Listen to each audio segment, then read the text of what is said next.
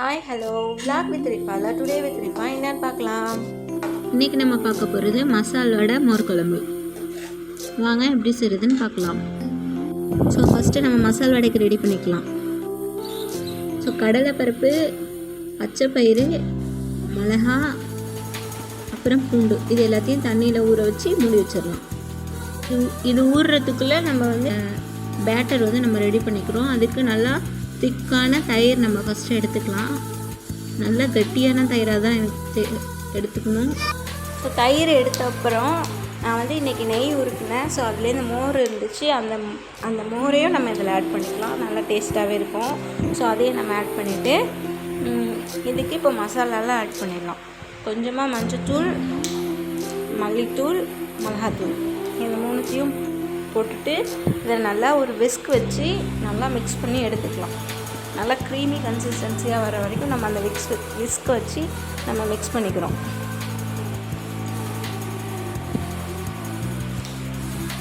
So இப்போ நல்லாவே mix பண்ணியாச்சு. இந்த மாதிரி தான் நம்மளுக்கு அந்த பேட்டர் வரும். ஸோ இப்போது ஒரு 3 மணி நேரத்துக்கு அப்புறம் இந்த கடலையும் ஊறிடுச்சு. ஸோ இப்போ வந்து இதை மிக்ஸியில் வச்சு அரைச்சி எடுத்துக்கலாம். கொஞ்சம் கூட தண்ணி சேர்க்காமல் நம்ம வந்து குறைன்னு தான் நம்ம அரைச்சி எடுக்க போகிறோம். ஸோ அரைச்சி எடுத்ததுக்கப்புறம் இப்படி தான் வரும். ஸோ இதில் நம்ம வந்து கருவேப்பிலை ஆட் பண்ணிக்கலாம். அது கூடயே கொஞ்சம் உப்பு ஆட் பண்ணிவிட்டு அதை நல்லா மிக்ஸ் பண்ணி எடுத்துக்கலாம். ஸ்டவ் ஆன் பண்ணிக்கலாம். ஸ்டவ் ஆன் பண்ணிவிட்டு கடாயை வச்சுக்கலாம்.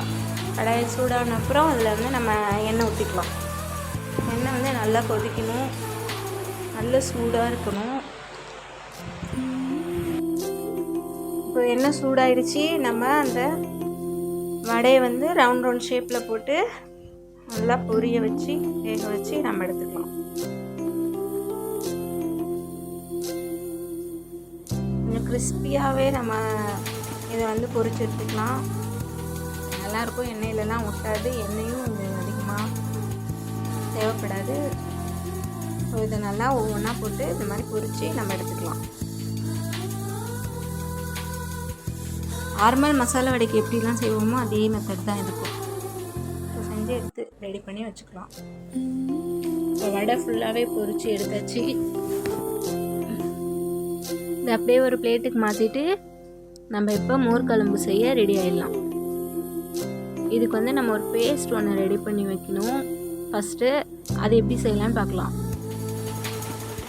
அதுக்கு ஒரு மிக்சர் ஜாரை எடுத்துக்கிட்டு அதில் தேங்காய், ஜீரகம், பச்சை மிளகா, மல்லிக்கீரை இது எல்லாத்தையும் போட்டு நல்லா ஒரு ஃபைன் பேஸ்ட்டாக அரைச்சி நம்ம எடுத்து வச்சுக்கலாம். இப்போ ஸ்டவ் ஆன் பண்ணிவிட்டு கடாய் வச்சுட்டு கடாய் சூடான அப்புறம் எண்ணெய் ஊற்றிக்கலாம். எண்ணெயும் நல்லா சூடாகிடுச்சு. இப்போது இதில் கடுகு, வெந்தயம் ஆட் பண்ணிக்கிறோம். நல்லா பொரியட்டும். பொரிஞ்ச அப்புறம் இதில் நம்ம வெங்காயம் ஆட் பண்ண போகிறோம். நம்ம கட் பண்ணி வச்சுருக்கிற வெங்காயத்தை வந்து ஆட் பண்ணிக்கலாம். வெங்காயம் நல்லா வதங்கணும். நிறமாக ஆகிற வரைக்கும் நம்ம வதக்கிக்கலாம். அது வதங்கின அப்புறம் அதில் கருவேப்பிலை ஆட் பண்ணிக்கலாம். கருவேப்பிலையும் நல்லா அதில் வதக்கிட்டு காஞ்ச மிளகா கொஞ்சம் கிள்ளி ஆட் பண்ணிக்கலாம்.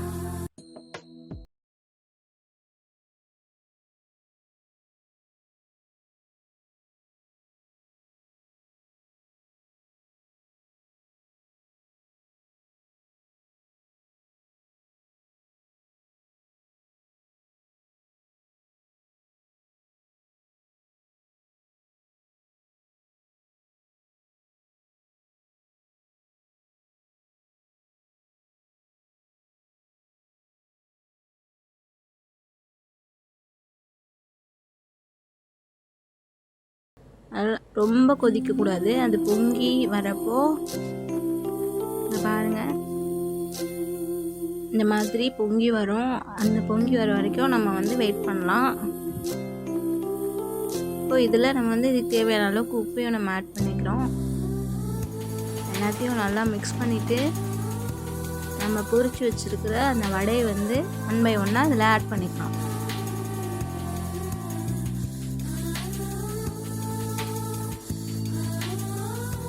ஸோ இந்த மாதிரி தான், இந்த அளவுக்கு தான் கொதிக்கணும். இந்த மாதிரி கொதிச்சு வந்த அப்புறம் நம்ம வடையை வந்து ஆட் பண்ணிக்கிறோம். ஸோ அதையும் நல்லா அதை மிக்ஸ் பண்ணிவிட்டு அது கொஞ்சம் ஊறுற வரைக்கும் நம்ம வந்து அந்த ஃப்ளேம் வந்து கம்மி பண்ணியே வச்சு நம்ம வச்சுக்கலாம். அதுக்கிடையில் நம்ம சைடில் ஸ்டவ் ஆன் பண்ணிவிட்டு எண்ணெய் ஊற்றிட்டு இது அதாவது மிளகாத்தூள் வந்து நம்ம ஆட் பண்ண போகிறோம். கரிஞ்சிடக்கூடாது. போட்டுட்டு உடனே ஆஃப் பண்ணி நம்ம அந்த தாளிப்பை வந்து இந்த குழம்புல நம்ம ஊற்றிக்கலாம். ஸோ அந்த எல்லோ கலருக்கும் அந்த ரெட் கலருக்கும் நல்லா மிக்ஸ் பண்ணும்போது செம்ம அழகான ஒரு கலர் கிடைக்கும். பார்க்கவே நல்லா அட்ராக்டிவாக இருக்கும், வாய் ஊறும். ஸோ இந்த மாதிரி நம்ம எல்லாத்தையும் மிக்ஸ் பண்ணி அந்த வடையும் நல்லா ஊறிடுச்சு. ஸோ டேஸ்டியான க்ரீமியான ஒரு மோர் குழம்பு, மசால் வடை மோர் குழம்பு ரெடி ஆயிடுச்சு. வீடியோ பிடிச்சிருந்தா லைக் பண்ணுங்கள். நெக்ஸ்ட் வீடியோவில் பார்க்கலாம்.